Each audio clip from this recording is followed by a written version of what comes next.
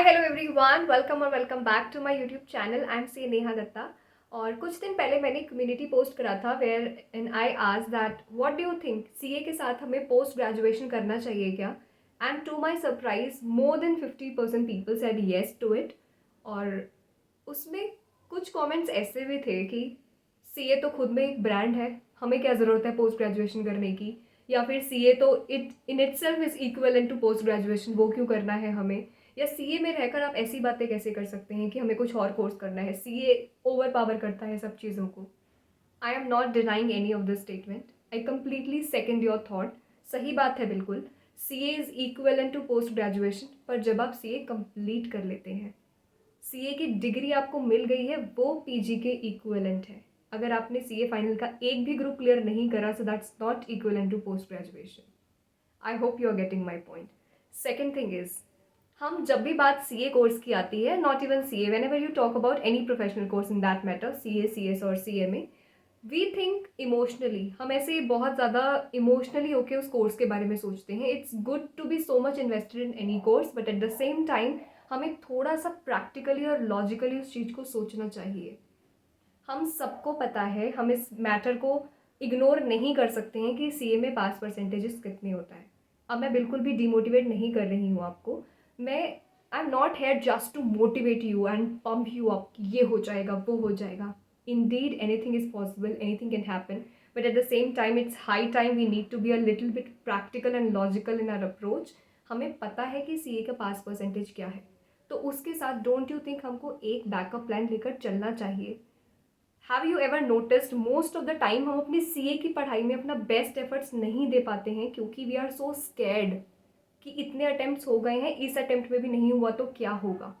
वहीं अगर आपको पता हो कि मैंने पोस्ट ग्रेजुएशन तक ग्रेजुएशन पोस्ट ग्रेजुएशन कर रखी है, अगर आप किसी सीढ़ी पे ऊपर चढ़ रहे हैं, आपको पता है नीचे पकड़ने वाला कोई नहीं है ना, आप एक एक कदम रखने से पहले डरोगे। वहीं आपको पता हो कि अगर गिरा भी तो नेट है वहाँ पर, कुछ मुझे बचा लेगा, तो आप एक जोश से उसमें आगे बढ़ पाओगे उस चीज़ में। इसीलिए आपको एक बैकअप होना बहुत ज़रूरी है। सो वॉट हैपेंड, मार्च 2021 में आई फेल्ट कि अभी कोविड की वजह से एग्ज़ाम भी आगे पोस्टपोन हो गए थे। मेरा एक ग्रुप बचा हुआ था और बहुत लंबे टाइम से बचा हुआ था। सो आई वॉज थिंकिंग कि अभी क्या करना चाहिए, वैसा कब तक चलता रहेगा कि मैं अटेम्प्ट देती रहूँगी, एक दो नंबर से फेल होती रहूँगी। So I started looking for some government job exams. तो मैंने बहुत सारे एग्जाम देखे and there one exam caught my eye, मुझे समझ आया उसका करिकुलम सिलेबस क्या था, and that exam was RBI grade A officer. पर उसके लिए एलिजिबिलिटी क्राइटेरिया था कि I need to have a post graduation degree with 55% marks in it, and I was just graduate, I couldn't apply in that. तो फिर मैंने RBI grade B officer का exam दिया था। ऐसी अगर आप मेजॉरिटी एग्जाम्स देखोगे, उसमें आपको पोस्ट ग्रेजुएशन की रिक्वायरमेंट होती है।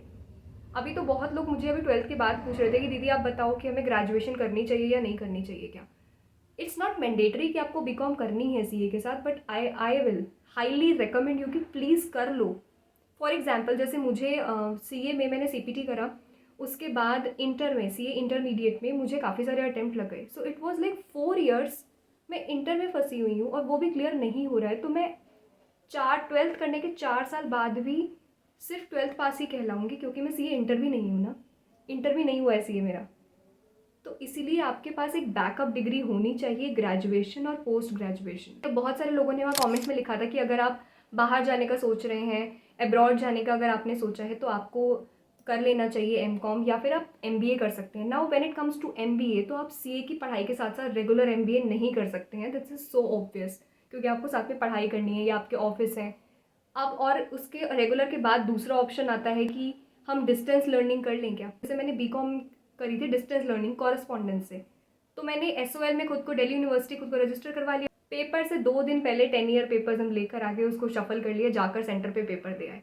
This was a distance learning कि आपकी कोई क्लासेस नहीं है, आप कोई भी 10 ईयर पेपर उठाओ, पढ़ो, 2 दिन पहले उसको देकर आ जाओ, and I still manage to got 70% marks in BCom. तीसरी चीज़ आती है ऑनलाइन एजुकेशन।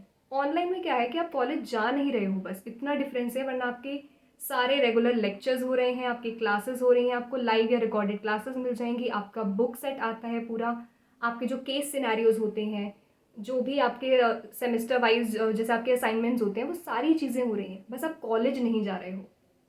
अब इस बात पे सवाल आता है कि ऑनलाइन एमबीए की कोई वैल्यू भी है क्या। तो मैं कल ही ये आर्टिकल पढ़ रही थी, इकोनॉमिक टाइम्स में था, जहाँ पे union finance minister Nirmala Sitharaman ji ने कहा था कि टॉप 100 जो रैंकिंग में है NIRF की रैंकिंग, यानी कि नेशनल इंस्टीट्यूशंस रैंकिंग फ्रेमवर्क में जो टॉप 100 एजुकेशनल इंस्टीट्यूशंस हैं, they are allowed to offer their entire curriculum, like full fledge curriculum वो अपना ऑनलाइन दे सकते हैं। तो जब सरकार किसी चीज़ पे ठप्पा लगा रही है तो ऑब्वियसली वो उसकी वैल्यू है। तो आपको किसी भी कॉलेज में अगर आप खुद को एनरोल करवा रहे हैं तो प्लीज़ उसकी NIRF की रैंकिंग देख लेना कि वो टॉप 100 में आता है या नहीं आता है। वो सब चीज़ें चेक करके you can get your self enrolled in that. अभी मैंने कल एक कॉलेज का चेक करा था, आई वॉज चेकिंग नरसिंह मुंजी कॉलेज। उसमें अगर आप रेगुलर में जाके खुद को रजिस्टर करवाते हो, रेगुलर MBA कर रहे हो, तो उसकी फ़ीस 20 लाख रुपए है यूनिवर्सिटी ऑफ मुंबई। और यही अगर आप वो अपना ऑनलाइन प्रोग्राम भी दे रहे हैं तो ऑनलाइन की फ़ीस 1.5 लाख से 2 लाख के बीच में है। आपको पूरा इंटायर करिकुलम मिल रहा है, उस यूनिवर्सिटी से मिल रहा है जिसकी इतनी वैल्यू है, 1.5 से 2 लाख में। तो if you think you can afford to invest this much amount, I highly recommend you कि आपको MBA करना चाहिए साथ में। ऑनलाइन है तो आप मैनेज भी कर सकते हो। ये चीज़ आपको एक और चीज़ सिखाई जो हम ये करते थे ना कि यार टाइम नहीं है, टाइम नहीं है। आप खुद बताओ, मैं ये नहीं करेगी जिसका फर्स्ट अटेम्प्ट है वो जाके ये सब चीज़ें करने लग जाए, पर जिसको अटेम्प्ट हो गए हैं, जिसको इंटर में अटेम्प्ट लग गई है, फाइनल में अटेम्प्ट लग रहे हैं, don't you think it's high time to think and detach your self emotionally with one course, और थोड़ा सा प्रैक्टिकल इस चीज़ को सोचो और दूसरे किसी कोर्स को भी साथ में कर लो। तो इसमें आपको टाइम मैनेजमेंट भी करना आ जाएगा, क्योंकि आपको पता है कि आज मेरी क्लास है तो आप कैसे ना कैसे टाइम निकाल के अपने लाइव या रिकॉर्डेड लेक्चर्स को देखोगे ही। आपका असाइनमेंट है, सबमिट करना है तो आप करोगे ही। This will teach you time management also. तो अब जब बात आती है कि चलो ऑनलाइन MBA कर लेते हैं, चलो उसको करने के बारे में सोचते हैं, तो अब सवाल है कि ऑनलाइन MBA कहाँ से करें। आपको, आई एम श्योर, मुझे खुद नहीं पता था और आपको भी नहीं पता होगा कि कौन कौन से ऐसे यूनिवर्सिटीज़ हैं जो अपना ऑनलाइन MBA प्रोग्राम लॉन्च करा हुआ है जिन्होंने, और जिनकी रिलायबिलिटी और ऑथेंटिसिटी भी है। So for that I am telling you one platform, आप वहाँ पे जाके चेक कर सकते हो, यूनिवर्सिटीज़ कंपेयर कर सकती हो। नाउ उसमें आपके कोई पैसे नहीं लग रहे हैं कंपेयर करने में, that's absolutely free for you. तो अपना इतना टाइम इन्वेस्टमेंट कर देना, क्योंकि किसी भी मिडिल क्लास के लिए MBA में पैसे इन्वेस्ट करना, आप लाख और अपने 1-1.5 लाख 2 लाख रुपए इन्वेस्ट कर रहे हो, it's a one time investment. कोई 2-2 लाख रुपए बार बार नहीं लगाता है MBA में। तो उसके लिए थोड़ा सा अपना टाइम का इन्वेस्टमेंट कर लेना, कोई पैसे नहीं लग रहे हैं, जाके कंपेयर करो, देखो, थोड़ा जाके ब्रेनस्टॉर्म तो करो ना जाके। अगर थोड़ा मूड बनाया भी है या सोच भी रहे हो तो जाके वहाँ पर चेक करो कि कौन कौन सी यूनिवर्सिटी कितने कितने पैसे में, क्या उनके क्या क्या फीचर्स हैं, यूनिवर्सिटीज़ कंपेयर करो, then you can decide. So here I am introducing you to college Vidya. College Vidya की वेबसाइट पर जाइए, वहाँ आपको बाइफिकेशन दिखेगा कि पोस्ट ग्रेजुएशन कोर्सेज आप देख रहे हैं या UG कोर्सेज देख रहे हैं। अंडर ग्रेजुएशन में बहुत सारे कोर्सेज हैं, PG में बहुत सारे कोर्सेज हैं। तो यहाँ हम स्पेसिफिकली बात कर रहे हैं अभी MBA के बारे में। तो MBA के लिए देखते हैं, आप यहाँ पर जाइए PG कोर्सेज में, then you can select online and distance MBA। अभी हम फाइनेंस मैनेजमेंट का देखते हैं। यहाँ पर आपकी बेसिक इन्फॉर्मेशन आएगी, आपका नाम, ईमेल आईडी, आपका state, mobile number, date of birth. उसके बाद click on the find best university. अब बेस्ट यूनिवर्सिटी बताने के लिए उन्हें कुछ कस्टमाइज क्वेश्चन के आंसर्स चाहिए आपसे, ताकि बेस्ट पॉसिबल सोल्यूशंस आपको मिल सकें। So they are finding the right university for you. Here comes the questions कि आर यू वर्किंग, आपकी क्वालिफिकेशन क्या है, आपका बजट क्या है, कितने घंटे आप डिवोट कर सकते हैं, और आपके लिए सबसे ज़्यादा क्या मैटर करता है। ऑब्वियसली राइट यूनिवर्सिटी और फीस भी नॉमिनल हो। ये आ गई बहुत सारी यूनिवर्सिटी आपके पास। हमें यूजुअली पता ही नहीं होता कितनी सारी यूनिवर्सिटी हैं जहाँ से हम सेलेक्ट कर सकते हैं। तो यहाँ बहुत सारी हैं। अब आप कंपेयर, अब आपको ऐसे पता नहीं चलेगा क्योंकि बहुत सारी हैं। So click on add to compare. 3 को आप कंपेयर करके देख लीजिए, किसी भी 3 को जिसका आपने नाम ज़्यादा सुना हो या जो आपको ज़्यादा रेप्यूटेड लग रही हो। बहुत सारे फैक्टर्स के बेसिस पर यहाँ यूनिवर्सिटी कंपेयर हो रही हैं। कितने स्टूडेंट्स रजिस्टर्ड हैं, कहाँ से अप्रूव हैं वो। यहाँ पर एक NIRF की रैंकिंग है, वो देख लीजिए। और ये आपका सर्टिफिकेट ऐसा दिखेगा जब आपको यहाँ से सर्टिफिकेट मिलेगा। तो कितनी फ़ीस है, कितने स्टूडेंट्स एनरोल्ड हैं, कहाँ से इसका सर्टिफिकेशन है, कितनी रिकॉग्नाइज्ड है, कॉलेज विद्या इसको कितनी रैंकिंग दे रहा है, यूजुअली कितनी रैंकिंग है, प्लेसमेंट असिस्टेंस कितना है, सबके बेसिस पे सारा कंपैरिजन दिया है। Then you click on proceed to university. तो जो भी आपकी फ़ीस पेमेंट होगी वो डायरेक्टली यूनिवर्सिटी के पेज पर होगी, ना कि कॉलेज विद्या पर। तो आपको यहाँ से डायरेक्ट कर दिया जाएगा यूनिवर्सिटी के पेज पर। वहाँ आप सेलेक्ट कर लीजिए आपका कौन सा कोर्स है, तो आगे की इन्फॉर्मेशन आप वहाँ से जाके खुद को रजिस्टर करवा सकते हैं। Then comes one more interesting point कि आपको अगर खुद से समझ नहीं आ रहा है and you need some guidance, तो यहाँ पर आपको वीडियो कंसल्टेशन भी मिल सकता है, जिसकी फ़ीस बहुत नॉमिनल है। सो नाउ आई नो कि सीए एक ब्रांड है, आपको एक टाइम पर एक ही चीज़ पर ध्यान देना चाहिए और सीए की डिग्री तो इज़ मोर देन अनफ। ये सब बातों से आई कंप्लीटली अग्री।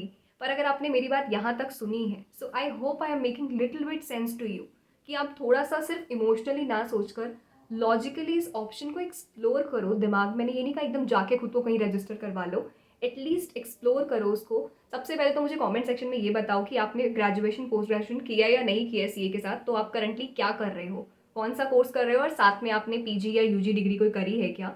और दूसरी चीज़, how much I am making sense to you, मेरी इस बात में आपका क्या कहना है, हमें करना चाहिए नहीं करना चाहिए, और आपने येस और नो कहा है तो उसका रीज़न भी देना। ताकि ये तो मैंने अपना ओपिनियन रखा है, आपका ओपिनियन दूसरे लोगों को, जो अगर आप फाइनल में हो तो इंटर फाउंडेशन वाले इस वीडियो को देखेंगे, कमेंट सेक्शन पढ़ेंगे, तो उनको मेरी बात के अलावा एक पर्सपेक्टिव आपसे भी मिले। So do let me know in the comment section down below कि मेरी इस बात में आपका क्या कहना है और आप कौन सा कोर्स कर रहे हो यूजी और पीजी में सीए के साथ। That's all for this one, see you in the next one, till then bye bye. बहुत बहुत खुश रहें, अपना ध्यान रखें और पेपर की पढ़ाई बहुत अच्छे से करें। ओके।